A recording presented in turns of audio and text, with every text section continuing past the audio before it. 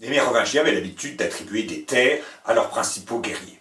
Et les Carolingiens continuèrent de le faire, d'autant plus que la guerre se faisait de plus en plus à cheval et que cela coûtait cher.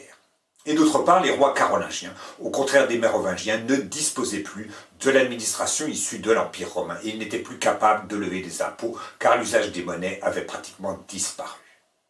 C'est pourquoi les charges publiques ont en fait été de plus en plus exercées directement dans ces terres attribuées aux guerriers qui sont devenues des seigneuries. Les Romains, après la conquête des Gaules, avaient conservé les anciens pays gaulois. Chaque pagus était devenu une civitas. Et de même, beaucoup de seigneuries avaient pour centre une ancienne villa romaine. D'ailleurs, le mot villain, qui veut dire paysan, vient du mot villa. Et à cause des invasions, on avait dû les fortifier, si bien que ces villas avaient cédé la place à une motte castrale, sur laquelle il y avait un château en bois, qui est devenu, avec le temps, un château en pierre. Et les terres dont dépend ce château ne sont pas, à proprement parler, la propriété du seigneur, mais ce sont des terres sur lesquelles il exerce des droits et à l'égard desquelles il remplit des devoirs aussi. Et le seigneur exploite directement la réserve, qui comprend en général la totalité de la forêt. Il a d'ailleurs le monopole de la chasse. Il faut limiter les populations de chevreuils, de sangliers et de toutes sortes d'animaux qui nuisent aux récoltes. Et de même, il a le privilège d'élever des pigeons. Le pigeonnier est le signe d'une demeure noble.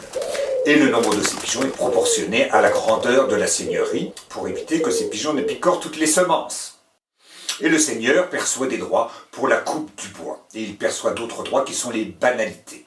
Il fait construire un four banal, un moulin banal, ce sont des équipements publics dont tout le monde peut se servir et même doit se servir. Il y a un monopole en échange d'une taxe. Et outre les banalités, il y a des péages sur les routes et les ponts.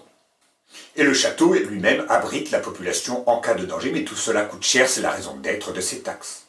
De leur côté, les paysans exploitent des tenures pour lesquelles ils payent un cens. Le cens n'est pas exactement un loyer, car ces terres ne sont pas toujours la propriété du seigneur. Néanmoins, le cens sert à récompenser les services que rend le seigneur, la protection, mais aussi la justice. Et les paysans doivent en outre des jours de corvée pour le charroi, c'est-à-dire le transport des marchandises, pour l'entretien des routes, des ponts et du château lui-même, ou également pour faire le guet en cas de péril. Et parmi les paysans, il y a une catégorie particulière, ce sont les serfs. Le mot servage a la même origine que le mot esclavage, mais le servage n'est pas du tout l'esclavage. C'est l'obligation de ne pas quitter sa terre à moins d'en recevoir la permission du seigneur. La raison, c'est que le seigneur assure une certaine protection, il a besoin d'une population sur ses terres. Sans paysans, la terre n'a plus de valeur, c'est un peu la même chose qu'aujourd'hui quand on rachète une société. Eh bien, on rachète en même temps les contrats de travail, car la richesse de la société, ce sont ses employés, de même que la richesse de la terre, ce sont les paysans. Et ces serfs, non seulement n'ont pas le droit de quitter la seigneurie sans permission, mais en plus, ils sont taillables et corvéables à merci, c'est-à-dire qu'il n'y a aucune limite aux taxes qu'on peut percevoir sur eux, ni aux jours de corvée qu'on peut leur imposer. Néanmoins, dans certains cas, le seigneur accepte qu'on rachète le servage, et ainsi le paysan est affranchi de cette obligation de résidence.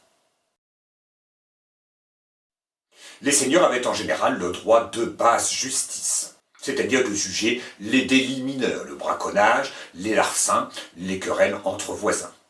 Et seuls certains seigneurs avaient le droit de haute justice, c'est-à-dire de juger les crimes, ce qui pouvait se terminer éventuellement au gibet le plus proche.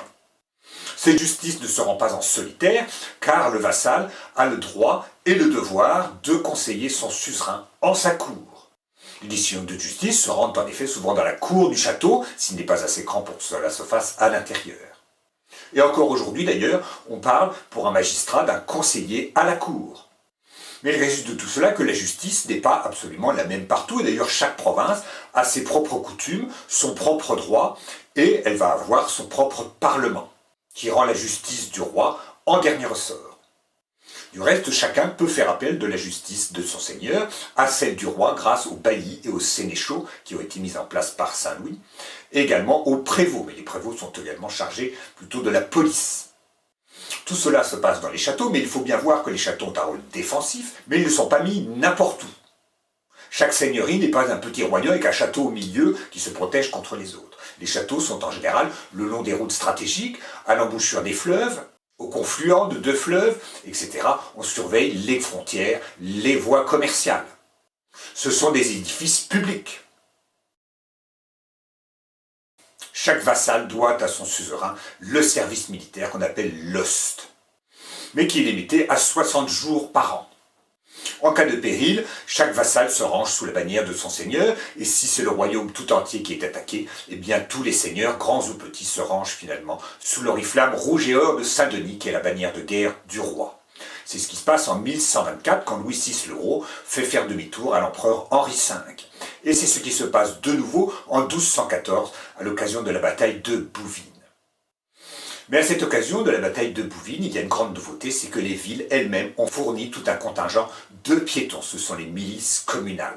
Car les villes ont recommencé à se développer en même temps que le commerce. Si bien que ce système féodal, qui est fondé avant tout sur la terre, lors de l'hommage à son seigneur, le vassal lui présente une motte de terre, en même temps qu'il lui met les mains dans les siennes pour montrer qu'il s'agit d'un lien personnel.